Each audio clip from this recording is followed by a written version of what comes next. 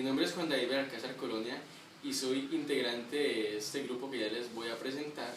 Soy un estudiante de la institución educativa Seminario Menor Arquidiocesano de Popayán. Me encuentro en el grado 10º y esta es una presentación es un trabajo de filosofía. Saludos a todos, mi nombre es Julián Guevara Realpe y hoy les voy a hablar acerca de la filosofía en sí. Mi nombre es Daniel Camilo Guzmán y voy a exponer sobre los más importantes filósofos de la época medieval. Un saludo a todos aquellos que estén viendo este video. Mi nombre es Francisco Javier Ruiz Millán y a continuación voy a darles una corta introducción al pensamiento filosófico. Poco nos preguntamos por qué suceden las cosas, por qué son de esta manera. Son preguntas que caen mal en un mundo donde lo cotidiano y lo absurdo nos rodea. Nos vuelve meros seres mecánicos y no pensantes, aquellas personas que logran trascender, asombrarse de su mundo y salir del montón. Se preguntarán muchas situaciones que estarán a un nivel más alto de aquellas personas que se conforman con lo ya dicho. Este es el pensamiento filosófico, que a la larga desde el cual verdaderamente empezamos a existir. Y pues detengámonos un momento a analizar este video. Nos encontramos hoy en la Sala de Arte Quiteño del Museo de Arte Religioso de la ciudad de Popayán, un museo en donde se encuentran obras de los principales autores de la Iglesia, y entre estos tenemos a nuestros principales filósofos de la ontología medieval, la cual, como característica especial y mayor característica, tenía que el estudio del ser y del origen se daba por medio de una inteligencia suprema, de un ente superior a todo, y este ser es Dios, el creador de todo en el universo, el creador de nosotros y el que planea, como un gran matemático, cómo se dará todo en el universo, según la teoría de Michio Kaku, en la que dice que nada puede ser creado de la nada o aleatoriamente, ya que comprobó científicamente la existencia de Dios por medio de un experimento con unas pequeñas partículas que se llaman taquiones. Por medio de esto nos dio que muchos de los grandes filósofos de la ontología medieval tenían razón, pues ya que dijeron que nada podía suceder aleatoriamente. Y siendo eso comprobado por uno de los mayores físicos, pues ¿qué más da? Quiere decir que acertaron. Podemos ver a San Agustín de Hipona, uno de los principales filósofos de la ontología medieval y uno de los padres más resaltados de la Iglesia Católica. Ahora mismo he de dejarlos con mi compañero. Buenos días, buenas tardes, buenas noches, dependiendo del horario donde se encuentren. Bueno, como mi compañero ya les estaba mencionando, San Agustín de Hipona es uno de los grandes filósofos de la ontología medieval. Pero antes de hablar sobre todo lo que él escribió, tenemos que hablar sobre qué es la ontología. La ontología etimológicamente es definida por las dos palabras griegas ontos, que significa ser, y logos, que significa tratado. Por otra parte, la ontología es la parte de la metafísica que se encarga del estudio del ser, en cuanto a qué categorías del ser son fundamentales. Otra cosa que podemos ver es los filósofos de la época.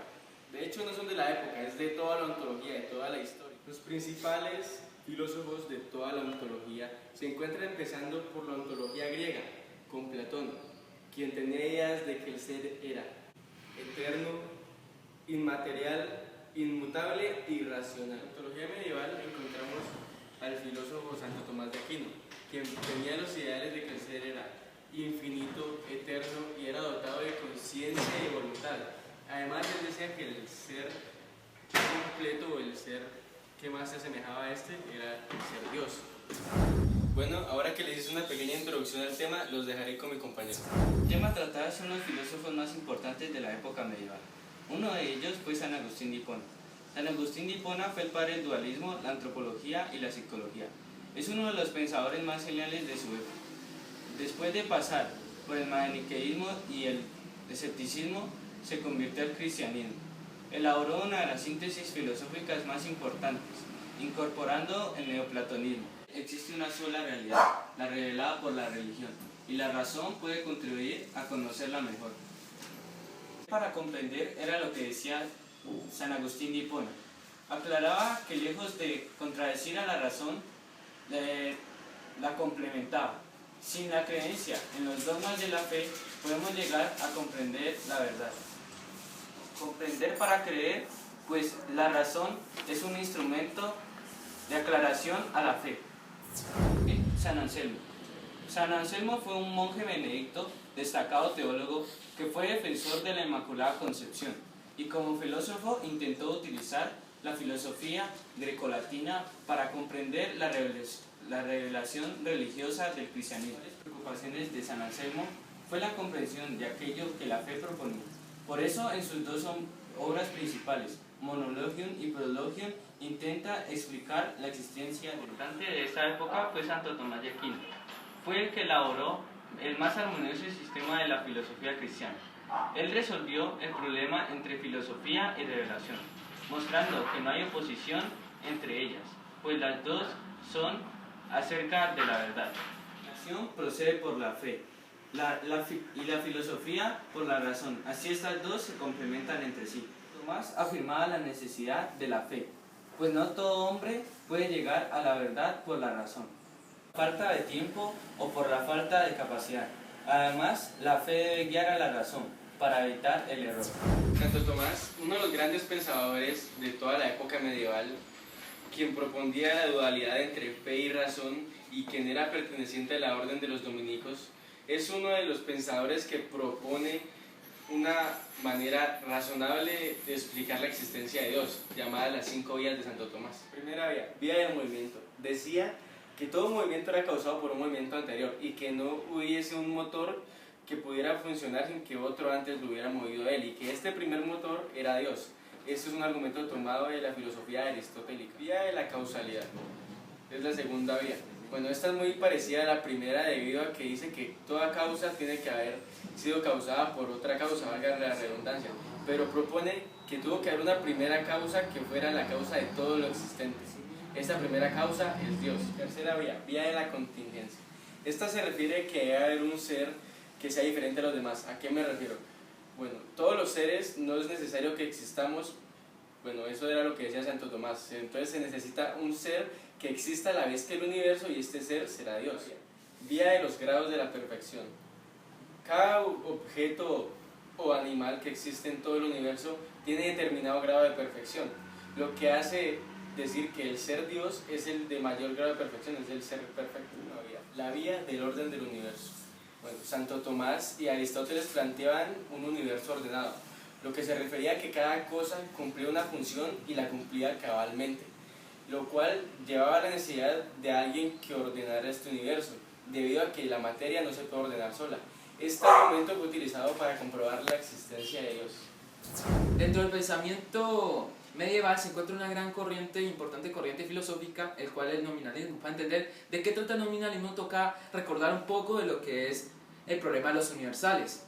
Los universales son conceptos o características generales o formas que pueden designar de un común a un individual, en el cual pues dos nominalistas dijeron que solamente existían los universales, pero estas eran simplemente nombres o vocablos, de los cuales se designan lo que son los particulares, por lo cual solo son nombres y existen solamente entes particulares. Este se opone a lo que es el realismo, y pues el realismo, uno de los principales exponentes es San Anselmo, del cual ya ha hablado mi anterior compañero.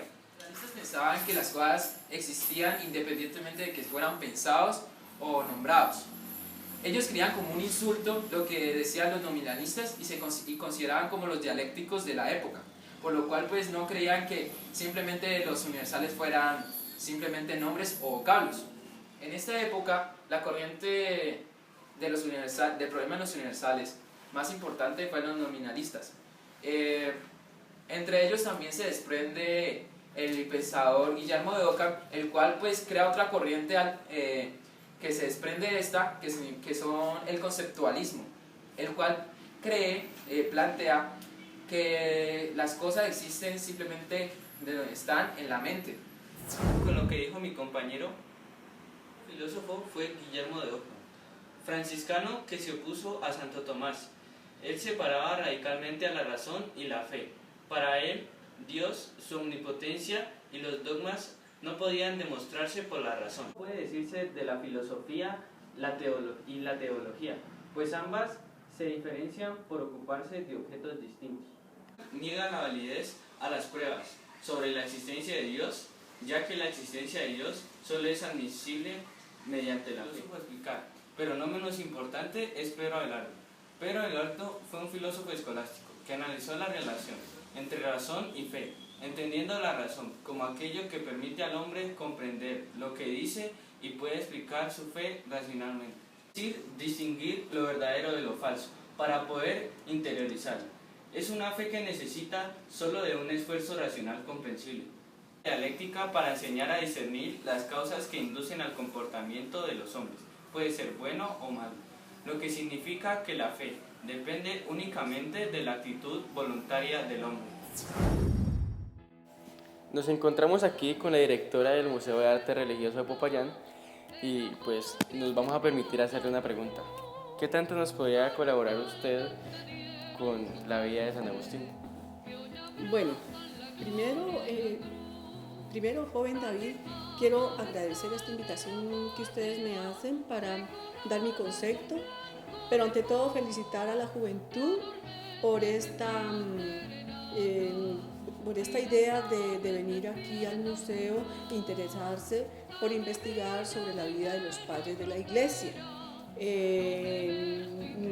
Los he visto muy interesados y muy juiciosos y muy dedicados a hacer su trabajo para el colegio, que es importantísimo. De entre los 4 padres de la iglesia que se exhiben aquí en el museo, importantísimo todos ellos, porque todos dejaron su huella hasta nuestros días. Ellos son directores de alma de los obispos y, por ejemplo, la pregunta que me haces sobre San Agustín es uno de mis preferidos por su grandeza al entrar en su investigación sobre su vida, ya que este personaje pues llevó una vida disoluta, pero llegó al momento de su conversión, que es tocado por el Espíritu de Dios y bueno, llegó a escribir varios libros, dentro de los cuales se destacan las Confesiones y también La Ciudad de Dios. Él nació en Tagaste, al norte de África, y fue obispo en Hipona. Él, después de que lleva toda esta vida desordenada, que ya sigue el camino de Jesús, de nuestro Padre Celestial, entonces él empezó con su vida de conversión y su vida de muchas interrogaciones. Tuvo ciertas interrogaciones. Él, a pesar de profesar una fe, no dejaba de tener sus dudas, como por ejemplo, ¿por qué la maldad en el hombre, en el ser, ¿no es cierto? Bueno, esta fue una de sus interrogantes. También fue, él también, antes de su conversión, era el de la dualidad. ¿Por qué? Que Dios es el principio de todo bien y la materia el principio del mal. Entonces habían ciertas equivocaciones en el santo y bueno, pues es un modelo de vida a seguir por sus grandes escritos, por su profundidad. Me fascina leer un poco sobre su gran poema cuando él ya llega en sí su conversión, cuando dice: tarde te amé, hermosura tan antigua y tan nueva, tarde te amé, tú estabas dentro de mí y yo por fuera, y por fuera te buscaba y deforme como era, te encontraba en las cosas maravillosas que tú creaste. Y entonces ahí es donde uno viene a reflexionar la capacidad de su espiritualidad tan elevada, ¿no? Cómo tenía sus conversaciones con Dios, cuando dice también él mismo: has traspasado, Señor, mi corazón con el dardo de la caridad. Por eso es que la iconografía del santo es muy rica en el arte pictórico o escultórico, como lo han podido ustedes, jóvenes, apreciar en este museo.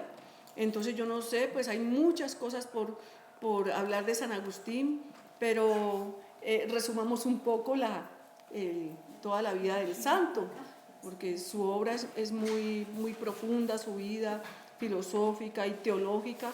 Entonces es lo que yo puedo tener esa apreciación de ese maravilloso doctor de la Iglesia, que por cierto se invita a la juventud a que lean a partes de la vida de estos santos, porque por algo están en las pinturas, ellos no están ahí por estar, es para uno profundizar sobre esos valores y sobre esas virtudes que adornaron a esos santos, y por algo están hoy día en los altares, llevados a la dignidad de los altares. Muchas gracias. Muchísimas gracias, doña Carmen. Bueno. Todo nuestro recorrido filosófico acerca de la ontología medieval. Muchas gracias por ver este video y si les gustó denle like, manito arriba